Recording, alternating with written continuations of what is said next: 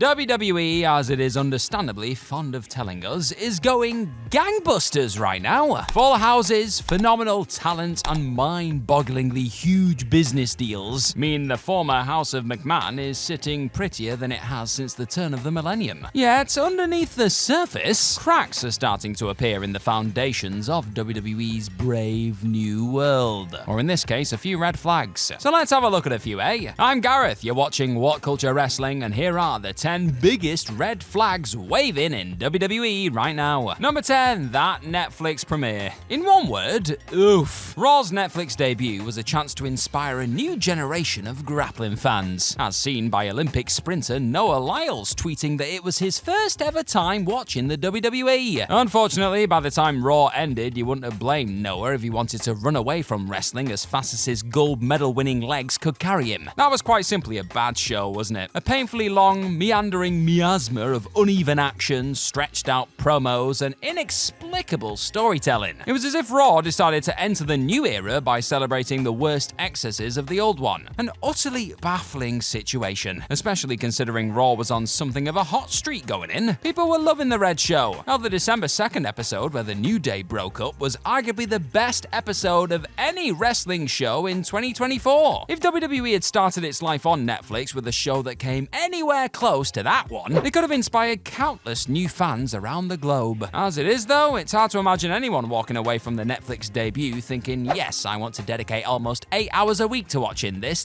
will now be my life. And yeah, about that number. Number 9, too much television. With Raw episodes looking to average 2.5 hours on Netflix, NXT lasting 2 hours, and SmackDown recently bumping up its viewing time to a whopping 3 hours, WWE fans for now have at least 7.5 hours of product to wade through each and every week. And that's before we get to pay-per-views or PLEs or whatever we're meant to call them now. WWE's content deluge has been a problem ever since Raw added a third hour to its schedule back in 2012. But even then, NXT was just an hour long and completely irrelevant, and SmackDown was only 2 hours. WWE have been steadily expanding its output for over a decade, and they're straining against the limits of how much wrestling a casual fan can take. Or even a passionate fan, to be honest. Put simply, nearly 8 hours of TV spread across 3 shows is far too big an ask for a punter. However, it could be argued that WWE themselves have been taking steps to help with that, because number 8, NXT losing its luster. Yeah, there have been increasingly few reasons to tune into NXT for the past few months. WWE's developmental show began a precipitous decline in quality towards the end of 2024 after enjoying a fairly strong run. The reasons why are thankfully easy to spot and fix. Trick Williams' second run as NXT champion was stymied by both his inability to develop in the ring and a poor choice of opponents. Ridge Holland threatened to ignite, but he never really got there, did he? The themed episodes and returning legends were horribly disappointing, a point that'll be returned to later, don't worry. And the women's division was stuck in a holding pattern, with Roxanne Perez having accomplished everything she could as champion long before she dropped the belt. Fortunately, the recent New Year's Evil provided a clean slate for 2025, with new champions in both the men's and women's divisions. So here's hoping WWE keeps the momentum going for the rest of the year. Fingers crossed. Speaking of NXT, I want to know right now, what is your favorite NXT moment ever? Let me know in those comments right down below. Number 7, the state of Raw's women's division. This photo right here sees Io Sky and Lyra Valkyria in the midst of a TV match of the year contender during the last Raw of 2024. And to quote What Culture's own Scott Carlson, Io Sky versus Lyra Valkyria should serve as a template for what WWE women's wrestling in 2025 can be if the powers that be invest and fully commit to it. Given that, it's stuck in the craw to see them relegated to literally sitting on the sidelines during the Netflix premiere. I mean, what? 2 of the most skilled wrestlers in the world, especially Io, who had a banner year in terms of match quality, reduced to smiling and waving for the camera.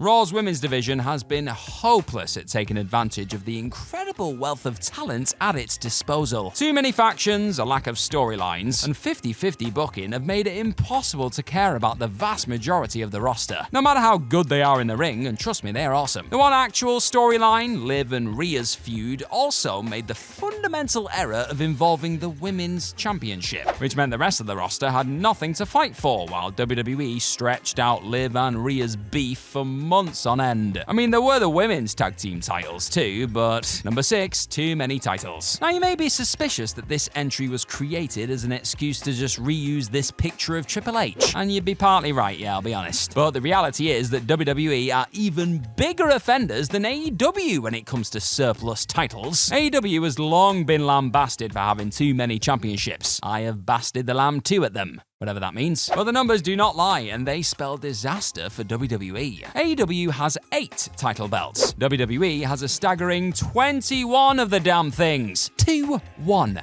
Madness. Even when you take away the ones that exist in their own separate universe, the Crown Jewel and Speed Championships, that still leaves 17. And if you go further and focus solely on the main roster belts, that's still 11 championships. 3 more than AEW. WWE has struggled to give all its titles meaningful airtime, which does make us worry for the future of the recently added Women's US and Intercontinental Championships. WWE needs to prune its belt collection ASAP. And I would suggest Triple H start with the straps he's laying his oversized eyes on in that image. Or one of the blokes tag belts. Or any of them, just decrease the number, damn it. If you're having fun with this list right here, then hit that subscribe button down below and you will get even more videos from What Culture Wrestling. Lists, news, more of my bald head. Number 5, too many factions. A good faction should elevate the people in it. The best example of this in modern wrestling is obviously the Bloodline, whose members exploded in popularity after its formation. OTC,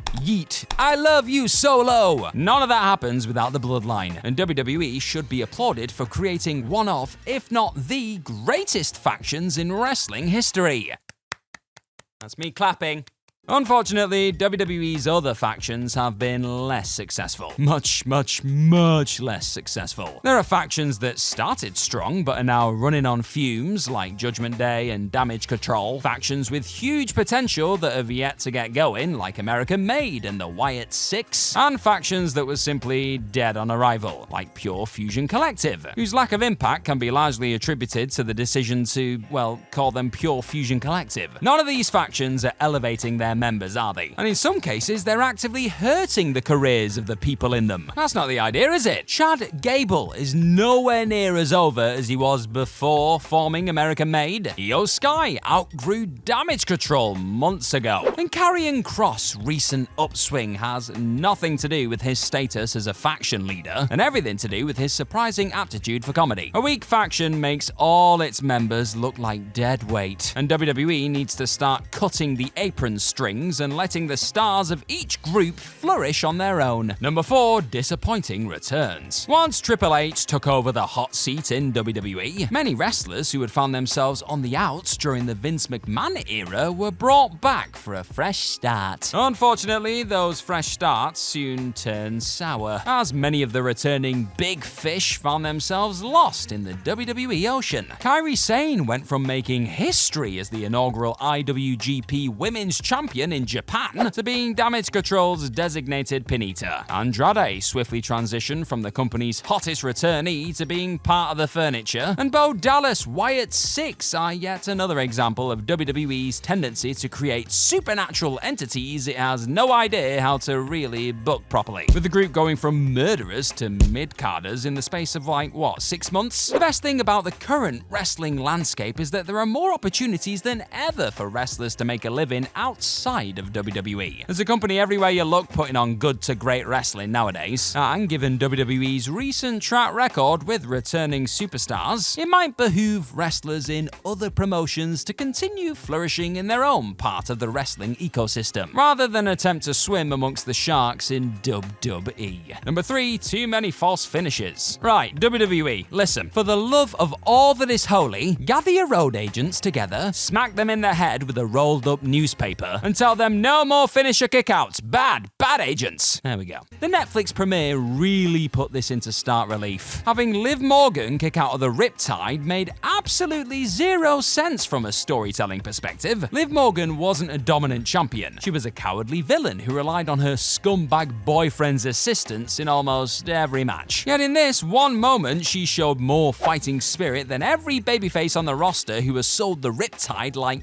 death itself. It just really didn't make sense sense. And as for Jey Uso kicking out of the Claymore, well, Uso versus McIntyre was by far the most throwaway match on the whole show, with Jey being portrayed as just one more name on McIntyre's extensive list of enemies. Letting Uso kick out of McIntyre's finish in this non-event of a match was as wasteful as opening a $500 bottle of wine to accompany a Big Mac, and left an even more unpleasant taste in the mouth. Now, I will say that simile only really works if you believe correctly that Big Macs are vile. Give me a chicken select any day. Where was I? Oh yeah, oh yeet. With seemingly every wrestling company on the planet bent on wrestlers using finishers as transitional moves, it would actually help WWE step away from the pack if they told their wrestlers to follow the mantra of the late Scott Hall: don't use your finish unless it's the finish. Number 2, the poor use of legends. WWE need to file Hulk Hogan's recent Raw appearance under their ever-burgeoning file marked "What the hell were we thinking?" Like really, what was going through their heads here? While it was heartening to see the unapologetically racist Hogan get the spray tan booed off him by the people of LA, WWE's decision to trot out the disgraced former icon was another sign that WWE are increasingly out of touch with how their former legends are perceived by the current audience. Neatly enough, it's NXT, the brand that's all about developing WWE's future, that most readily encapsulates the company's struggles with its past. 2024's ECW-themed episode was at its absolute worst when the focus was on the returning legends, with the audience looking just as nonplussed as Bubba Ray Dudley in this photo right here when the former ECW star lumbered through his match. And then there was Bischoff.